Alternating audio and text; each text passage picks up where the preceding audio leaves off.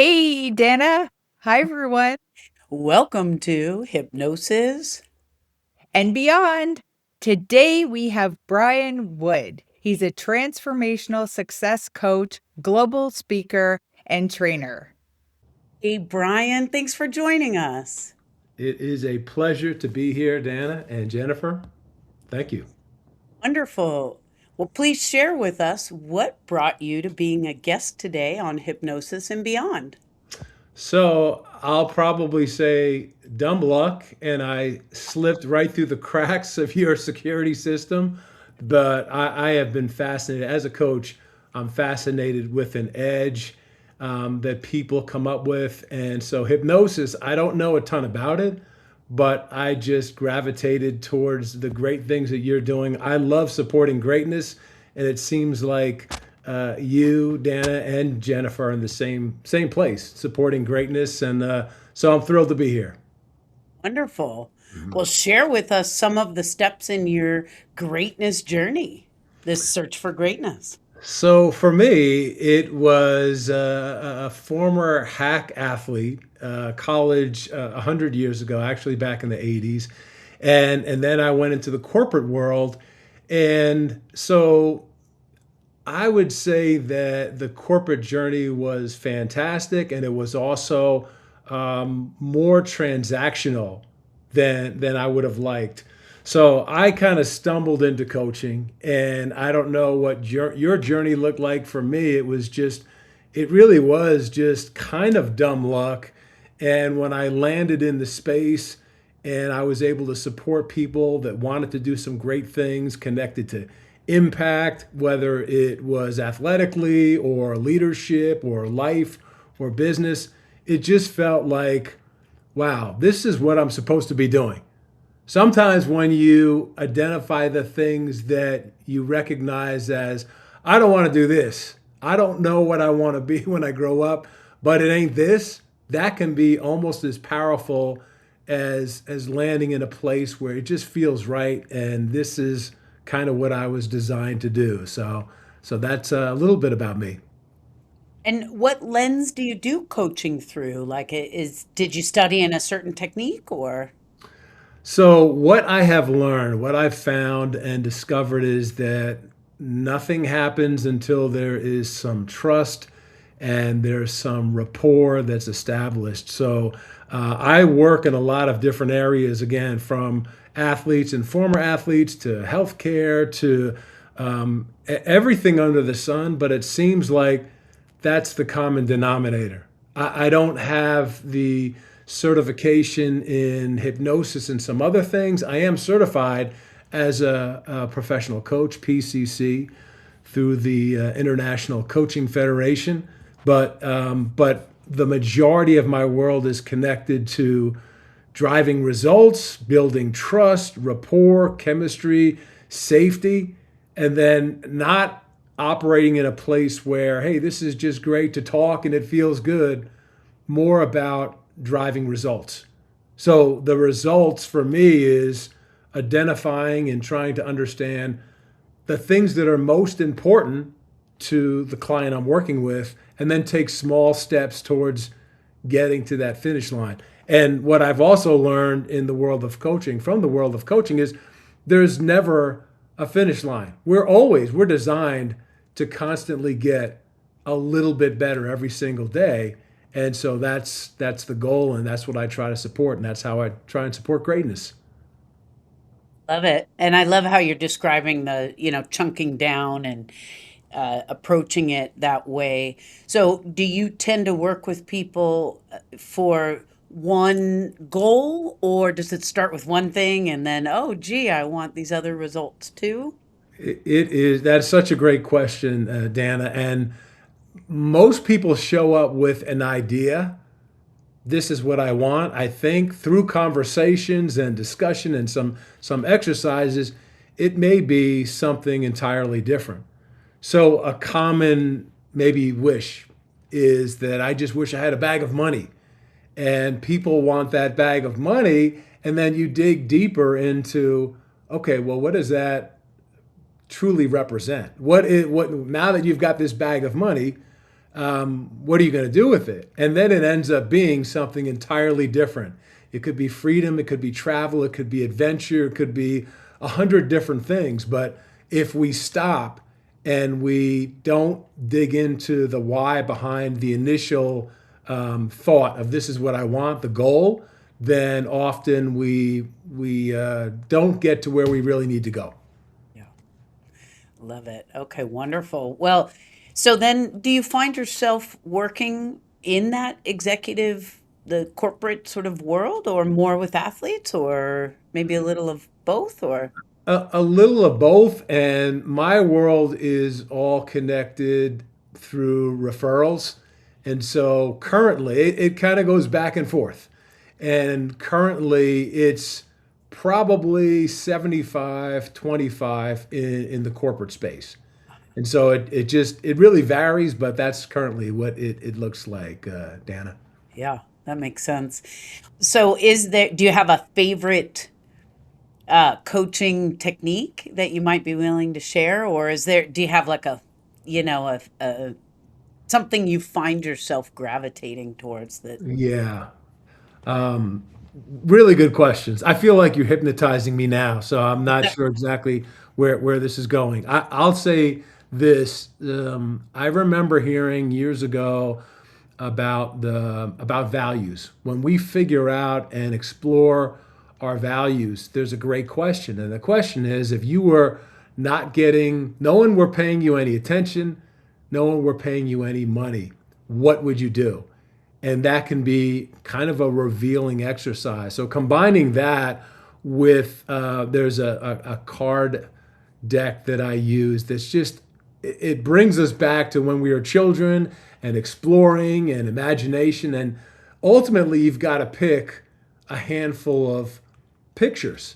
And those pictures and the descriptions and the definition, they will represent the things that are most important for you, your values, and then to strategize towards, okay, how do we incorporate more of these top five into your world? How do we delete the things that are not associated with your top five? And then again, those kind of baby steps getting to a different place. Wonderful. Well, that sounds great. Sounds like we could all benefit from that exercise.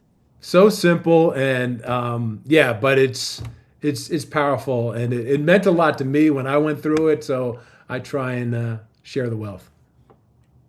Tell us too about your company name. It's such a wonderful, interesting name.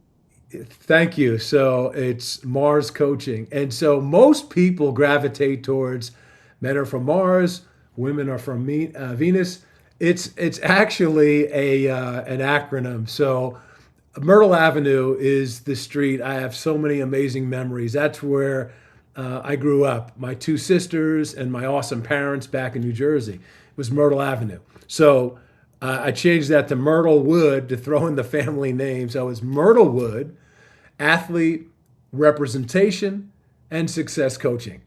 And so that's where it came from because my experience also included about 5 years in the space of being an NBA and WNBA and FIBA player agent. So a lot of the coaching techniques and strategies they apply to athletes and former athletes and leaders and in business and in life. But that's where the name came from. Love it. So, um, do you find that athletes are very responsive and willing to follow through? Like, do you notice a difference with working with an athlete versus a person who is not an athlete? Yeah. Or, you know, Yeah, it absolutely varies. I'll say this, the athletes that I've worked with, Dana, are usually goal oriented. So give me the goal and I'll get it done. Whatever is on that list, I will get it done. There's a lot of people that are like that in just across different sectors as well. But when I think about and reflect on the athletes and what those common denominators look like, definitely goal driven. And it's also interesting, at least to me, that the imposter syndrome that I feel we have all experienced and gone through, they're not, the athletes and former athletes, they're not immune to it. And so just because you were at an extremely high level, professionally, an Olympic athlete, whatever the case may be, you or I may think that, wow, they've got everything. There's no doubt. There's no fear. The reality is we all have that voice inside of our head, and we've got to figure out how to respectfully or not so respectfully tell that voice to shut up and really focus on telling ourselves a different story. That's right. And, you know, we hear so much about imposter syndrome, and it seems to be almost a universal experience, like you say. Mm, I yeah. just wonder if we're supposed to grapple with that, and that helps you become, have a deeper relationship with yourself. Yeah, another great thought. Sometime I remember someone told me this, and I never forgot that. And this person that I work with and collaborate with, she said, "Don't steal the struggle. Don't steal the struggle." And so, from a parenting perspective, that certainly makes sense. You don't want to wrap your son or daughter in bubble wrap and make it worse for him or her. Same thing, like you're describing, when you go through situations where you're trying to figure things out and you're trying to push through and understand this imposter syndrome and then come up with the best strategy to overcome it. That makes you better. So in some ways, if you don't go through that, you're almost hurting the growth and the outcome that you desire. I was just interested, are people paying, like, is it through, like, corporations? Are they coming to get their more high-level people on board, or are people paying out of their pocket? Yeah, another great one. And I would say the large majority of people are sponsored by their leadership and development programming, HR, somewhere in that space for sure, Jennifer. There are people that are interested and will show up, but it's not something that is really inexpensive. There is a high return on investment, and it absolutely is an investment, but some people may not understand exactly what that cost looks like. So large majority of people get sponsored by their organizations. Right, so are there any specific businesses that you're working with that you could name? I don't think I can go too deep. I can say that the majority of it's really funny how things change, Jennifer. Like this sector is really invested in coaching, this one not so much. Currently, I will say that data centers are big, healthcare is big, and insurance. Those are three sectors that seem to be showing up quite a bit. But it's also really interesting how ones that you don't expect will show up. Everything from military to who are some other one, like Netflix and Paramount and some other that are just ones you wouldn't expect. But those are a couple thoughts in that area. Fascinating. So, I mean, no doubt anyone could benefit from your coaching. So, someone that wasn't able to, say, afford your coaching, could you give any words of wisdom or advice? It's great. So much of what we do beyond beyond the building trust and rapport, safety, chemistry, all that stuff. So much of what we do is about deliberate practice. So if I am, let's say I've got an issue with conflict, Dana is so mean to me and I'm afraid of what she's going to say. I can practice that conversation. Even if it's not with Dana, I can record myself. I can practice over and over again. and almost self-identify, wow, those are a couple things I could do even better. It may feel really cringy. It does, I can tell you, but it's also very revealing, and it can help you become strategic. Same kind of thing if you are maybe not really comfortable, Jennifer, presenting or conducting a meeting, whatever the case may be. You can practice in front of your friend, your neighbors, the dog. Tape yourself. The more deliberate practice you put in, the better you get. I mean, athletically, that's what athletes do. They put in 1,000 reps every single day. And then when it's time for them to make a big shot, they've got a pretty good shot to make it. Pretty good chance to make that shot. Their body isn't going into shock. I've never done this before. So if I'm having a critical conversation and I practice that over and over again, and I tape myself over and over again, practice my presentation over and over again, while also showing up authentically, because no one wants to deal with a robot. Those are a couple takeaways that are free, and you could absolutely put in the work, incorporate those habits into your world, and I feel like you'll see a pretty good difference. I think this idea of being deliberate is really just a useful concept in and of itself, even if that is one goal that we all focus on. Um, you know, I think we've all been in a part of our lives where we're just in autopilot mode. For And sure. isn't there a huge difference there between being on autopilot and, you know, being deliberate? For sure. And it makes me think of the Alice in Wonderland. You can Google it, an old movie, and the cat in the movie says to Alice that if you don't know where you're going, any road will take you there. And that reminds me of what you're talking about. If you're not deliberate, just take any road. Hopefully it'll work out. Maybe it will, maybe it won't. And to a degree, you're not really holding yourself accountable. If you really don't outline the goal, you can't say that, all right, I'm making steps. I am making progress. I'm going in the right direction.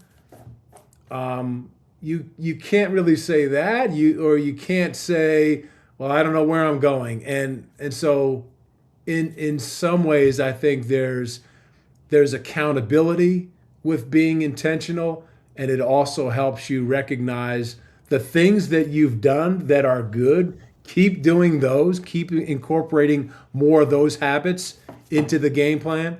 And it also helps you recognize and understand that wow, maybe that's not the best approach. So hopefully that makes sense. I think I kind of butchered that a little bit, but hopefully that makes sense.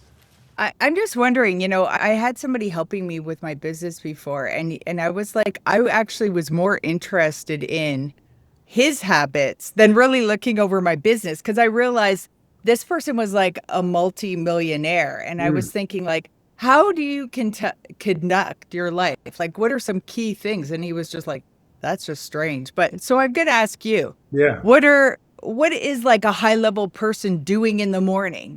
yeah, What are the simple keys of a day?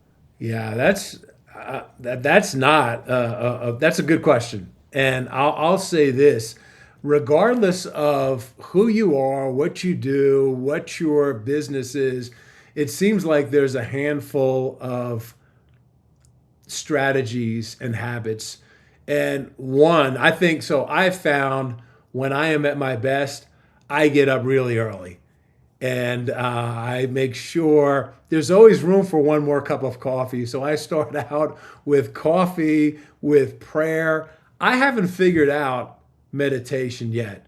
And I know a lot of really high performers do really well in dedicating time towards meditation. I haven't been able to figure that out yet, but some kind of deep thinking, some kind of movement. It doesn't mean that you have to run 20 miles, but to do some kind of movement is also a win. And that movement can be stretching. drinking lots of water, in addition to the coffee, drinking lots of water, getting some sun, engaging with people that will challenge you and bring you motivation. Those are a handful of things that are they're almost undefeated, regardless of what lane you're in. Those seem to be really helpful. In addition to reading way more than watching TV. We get peppered with every single type of social media. And the less time we do that, the less news we watch, this is for me, the better we often feel. And if you kind of double down on that and you add in some really powerful reading, I feel like that changes the game. And I'll say, last thing I'll say is all of these habits, when you stack them together, they result in some really positive momentum.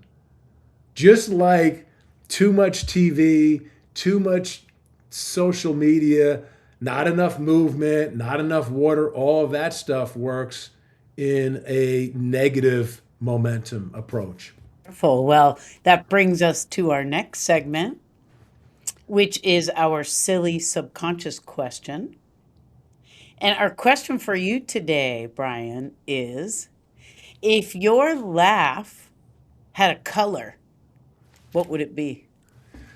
So normally I'll say this, I will answer your question, Dana, but normally a question like this, I would just